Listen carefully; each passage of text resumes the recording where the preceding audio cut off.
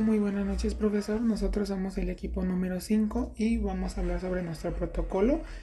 Eh, Nuestro tema selecto es eficacia y seguridad del uso del rituximab en pacientes con síndrome nefrótico resistente a corticoides. En general voy a dar un panorama breve sobre nuestro tema, ¿vale? Nosotros decidimos elegir el síndrome nefrótico córtico resistente, ya que actualmente esta patología, o más bien estas manifestaciones clínicas que son del síndrome nefrótico, va en aumento a nivel global. Obviamente este síndrome nefrótico pues es causado o tiene muchas causas genéticas, por causas ambientales, por factores predisponentes, etcétera, ¿vale? Pero generalmente a veces el síndrome nefrótico se asocia con que hay un daño renal y eso está generando una resistencia a los glucocorticoides, pero no, obviamente, como les comento, hay muchas patologías que por índole inmunológico pueden generar una manifestación como el síndrome nefrótico y por ende no permitir que ese síndrome nefrótico mejore con tratamientos convencionales como los glucocorticoides, y es dependiendo de una patología inmune generalmente, ¿vale?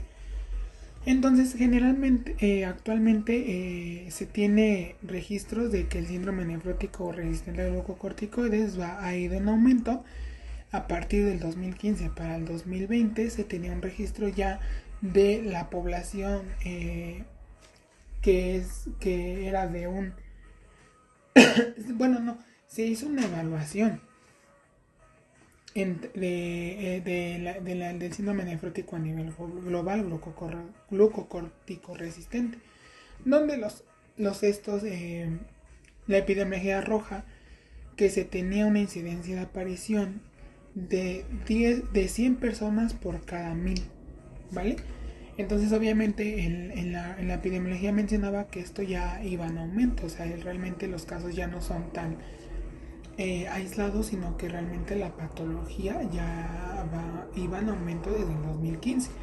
Incluso en la tabla que les menciono aquí se tienen registros cómo es que actualmente los pacientes menores de 60 años ya tienen o están cursando un síndrome nefrótico glucocortico resistente a causa de enfermedades nefróticas primarias, especialmente las de índole inmunológico. Nosotros en nuestro protocolo pues la causa del síndrome nefrótico lo abordamos con la glomerulonefritis membranosa, que es una de las causas mayormente predominante de síndrome nefrótico córtico resistente en pacientes adultos, ¿vale? Por ejemplo, en la tabla menciona que ya se tiene un registro del que el 40% de la causa del síndrome nefrótico es a causa de una enfermedad glomerular membranosa, ¿vale? Ha ido en aumento. Las demás pues también tienen una índole similar, pero pues obviamente el mecanismo, la fisiopatología es diferente. Ahora sí, como les comentaba, en América Latina pues hay pocos datos estadísticos sobre la glomerulonefritis membranosa, que es la causa de nuestro síndrome nefrótico córtico resistente. Menciona que es más prevalente en adultos a partir de los 25 a 45 años, donde suele aparecer. Es una enfermedad autoinmunitaria o inmunitaria. Sí hay factores que pueden predisponer a la aparición de esta enfermedad, pero no es muy común. Igual nos menciona que en niños se puede presentar una glomerulonefritis membranosa, pero esta es más a causa de mutaciones genéticas, ¿vale? Igual nos menciona que en pacientes blancos predomina sí o sí la aparición de la nefropatía membranosa, mientras que en pacientes negros tiene una menor incidencia de aparición, ¿vale? Bueno, ahora sí, brevemente, ¿por qué la nefropatía membranosa pues causa lo que es nuestro síndrome nefrótico, ¿vale?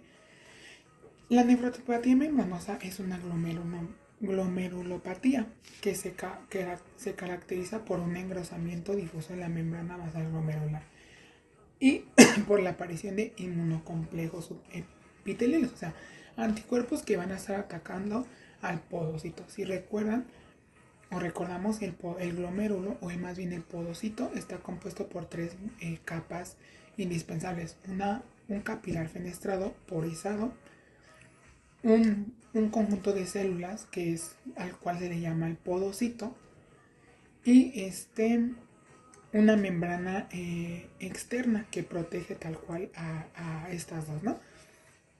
Obviamente estos tres se considera como la barrera anatómica de filtración. Sí o sí aquí lo que va a pasar, lo que se va a filtrar, tiene sí o sí pasar por aquí, ¿vale?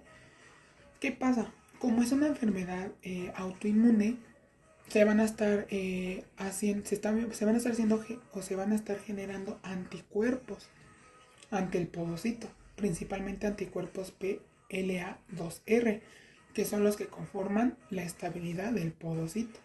Si el podocito empieza a sufrir un daño, principalmente el glomérulo o la barrera anatómica de filtración se va a dañar y por ende va a estar, va a estar generando que se filtren cosas que no deberían de pasar, por ejemplo, principalmente las proteínas. Sí o sí las proteínas se filtran en una poca cantidad, no pasan porque son unas moléculas grandes. Entonces, al dañarse poco a poco la membrana, pues va a dejar pasar todo lo que no debería de pasar. Proteínas, principalmente la albúmina, etcétera, ¿vale? ¿No? Toda esta patología, pues como les comento, viene por anticuerpos. Los anticuerpos se están generando por la división de las células plasmacitoides de los linfocitos B, generalmente. Hay factores ambientales que podrían predisponer a que se forme esta enfermedad, principalmente tabaco, algunos tipos de virus, contaminantes ambientales o incluso susceptibilidad genética, alteraciones o mutaciones específicas en los cromosomas, ¿vale? Entonces, ¿qué va a pasar? Obviamente va a haber un daño en el podocito, va a haber proteinuria, va a generarse las manifestaciones o los signos clínicos que voy a mencionar adelante, y con ellos pues va a generar un problema renal, ¿vale? Bueno, ¿qué podemos encontrar o visualizar en la anatomía patológica? Cuando se quiere dar un diagnóstico certero si es una glomerulopatía membranosa, se suele hacer una biopsia renal. En la biopsia renal lo que se visualiza es un engrosamiento del capilar glomerular o del podocito. Hay muchas prolongaciones o pelitos que sobresalen del capilar. Esto se debe a que ahí se están alojando los inmunocomplejos en el podocito. Hace referencia que ahí hay como una especie de púas o spikes, donde está haciendo referencia que se están depositando anticuerpos sobre el podocito, ¿vale? Ahora, brevemente el cuadro clínico generalmente es igual que como les comento, como es un síndrome nefrótico causado por una glomerulopatía, va a haber principalmente edema, ¿vale? Va a haber edema, principalmente va a haber edema periférico, miembros inferiores, perioritario, principalmente en la mañana. Obviamente, como va a haber pérdida de proteínas, proteinuria, va a alojarse lo que es una orina espumosa, los pacientes lo refieren así. Va a haber un aumento de peso, porque igual acuérdense que pues al estarse generando edema, pues obviamente va a acumularse líquido, va a estar generando cierto gramaje extra en el cuerpo, ¿no? Obviamente, para el diagnóstico, tanto la GPC, Guía de Práctica Clínica sobre el Síndrome nefrótico menciona que en alteración bioquímica pues debe de haber proteinuria, principalmente arriba de 3.5 miligramos sobre decilitro. Debe de haber hipoalbuminemia, o sea, la pérdida de albúmina por lo mismo de que se está tirando proteínas por la orina. Y hipoproteinemia, igual, pérdida de proteínas. Y hay hipertrigliceridemia o hipercolesterolemia. Principalmente esas son las manifestaciones clínicas de nuestro síndrome nefrótico. Tenemos otro panorama de qué tan son estadios donde nuestros pacientes pues están, ¿no? O pueden estar cursando ya su enfermedad. Obviamente, entre mayor progresión sea la enfermedad, mayor no responde el tratamiento. Y ahorita les voy a explicar por qué. Ahora, el tratamiento. Generalmente el tratamiento, como les comento, es con glucocorticoides porque es una enfermedad autoinmune. Obviamente, al generarse anticuerpos, se están generando citocinas proinflamatorias en el mismo podocito que están dañando más la membrana capilar, ¿no? Las que tenemos interferón alfa, interleucina 1, 6, por ejemplo, ¿no? Se da como tratamiento glucocorticoides, pero como los glucocorticoides no actúan directamente desde el problema, obviamente sí disminuye un poco el proceso inflamatorio, pero no tal cual atacan al problema desde cómo se genera, ¿no? Si hay una supresión del sistema inmunológico, un poco de las células inflamatorias, pero no mejoran el tratamiento, ¿no? Y obviamente esto se debe, como les comento, porque obviamente los glucocorticoides no hacen tan eficaz el tratamiento. Nuestro tratamiento es con el rituximab. El rituximab es un anticuerpo monoclonal químico que se une una proteína superficial que es CD20. CD20 es una proteína superficie de los linfocitos pre-inmaduros, que sí o sí expresan esa proteína para que se puedan diferenciar en células plasmacitoides. Cuando se diferencian en células plasmacitoides o generan células plasmacitoides, se generan los anticuerpos antipodecitarios. Entonces nuestro fármaco actuaría desde aquí del problema para que no se sigan dividiendo más células y no haya más anticuerpos. Ese es nuestro principal objetivo. Identificar y evaluar si el rituximab inhibe este proceso inflamatorio para la mejoría de la sintomatología y la disminución del síndrome nefrótico. Posteriormente abordaremos la metodología de nuestro protocolo de investigación. Nuestro estudio tiene como finalidad evaluar la eficacia y seguridad del uso de rituximab en pacientes con síndrome nefrótico resistente a corticoides, comparando con los tratamientos inmunosupresores convencionales.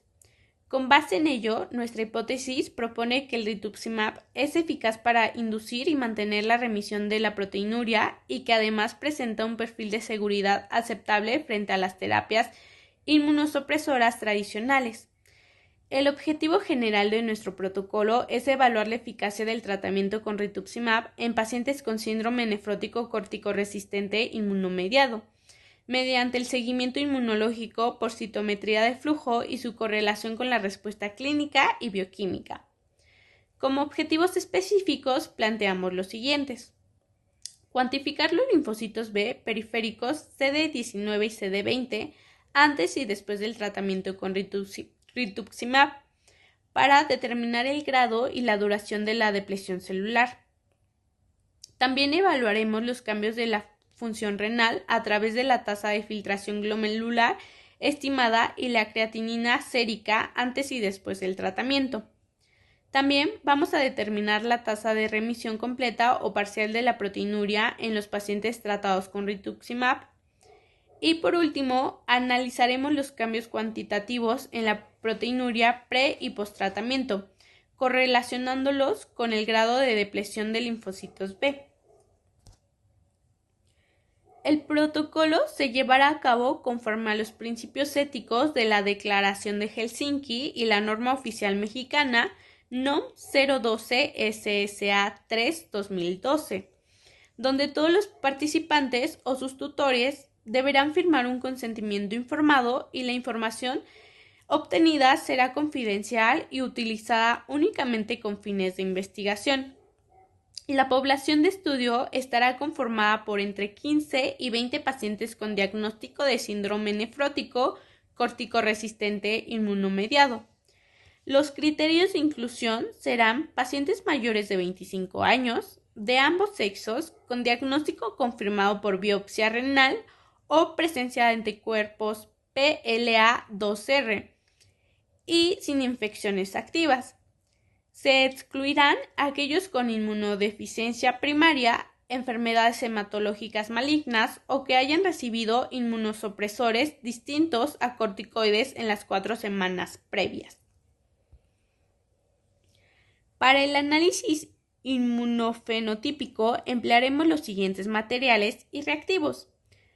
Tubos Vacutainer con EDTA para recolectar la sangre periférica evitando la coagulación y preservando las células. También reactivo de lisis de eritrocitos BD-FAX Leaching Solution, utilizado para eliminar los glóbulos rojos y facilitar la identificación de las poblaciones leucocitarias. También ocuparemos anticuerpos monoclonales conjugados con fluorocromos. Estos anticuerpos serían los anti-CD19-FIC para marcar linfocitos B totales, anti-CD20-PE para cuantificar la expresión del antígeno blanco del rituximab, anti-CD45-PERCP que permite identificar los leucocitos totales. Además, utilizaremos un buffer fosfato con un pH de 7.4 para mantener la integridad celular durante los lavados, así como una centrífuga de mesa, un citómetro de flujo BD FAX Canto 2 y materiales de apoyo como guantes, micropipetas, puntas estériles y tubos Falcon, garantizando la bioseguridad y la precisión de cada procedimiento.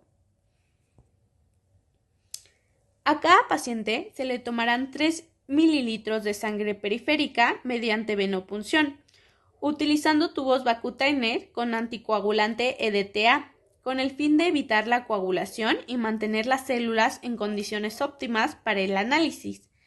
Cada muestra será rotulada con el código de identificación del paciente, la fecha y el momento de la toma, especificando si corresponde a una muestra basal o posttratamiento.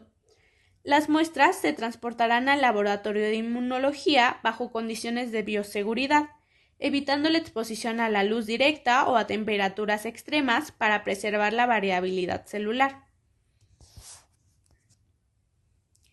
En el laboratorio tomaremos una alicuota de 100 microlitros de sangre total, la cual se colocará en tubos Falcon de 5 mililitros previamente identificados.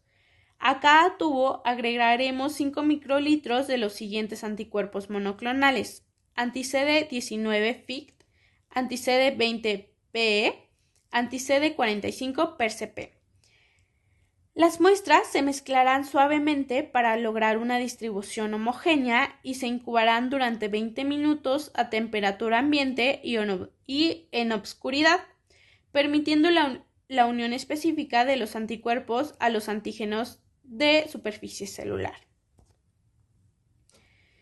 Posteriormente, añadiremos 2 mililitros de solución de lisis BD-FAX Leaching Solution para eliminar los eritrocitos. Las muestras se incubarán por 10 minutos a temperatura ambiente y luego se centrifugarán a 1500 RPM durante 5 minutos para obtener el pellet celular. El sobredante será eliminado cuidadosamente y el pellet se suspenderá en 500 mililitros de PBS con un pH de 7.4, lo que permitiría mantener la osmolaridad y la viabilidad celular. De esta manera, las muestras quedarán listas para su análisis en el citómetro de flujo. El análisis se realizará en un citómetro de flujo BD-FAX Canto 2, previamente calibrado con los controles de fluorescencia correspondientes a cada canal. Se ajustarán los parámetros de voltaje y compensación para evitar solapamientos entre los fluorocromos. De cada muestra adquiriremos menos 10.000 eventos celulares dentro de la región de linfocitos, definida por sus propiedades de dispersión frontal y lateral, y por la positividad del marcador CD45. En esta población cuantificaremos las subpoblaciones CD19 y CD20, que representan los linfocitos B totales y aquellos expresan el antígeno blanco del rituximab, respectivamente. Los resultados se procesarán en un software que nos permitirá delimitar las poblaciones celulares, cuantificar la intensidad media fluorescencia y comparar las muestras antes y después del tratamiento. También consideraremos una respuesta terapéutica efectiva cuando observemos una reducción igual del 90% en la población de linfocitos CD19 y CD20 respecto al valor basal.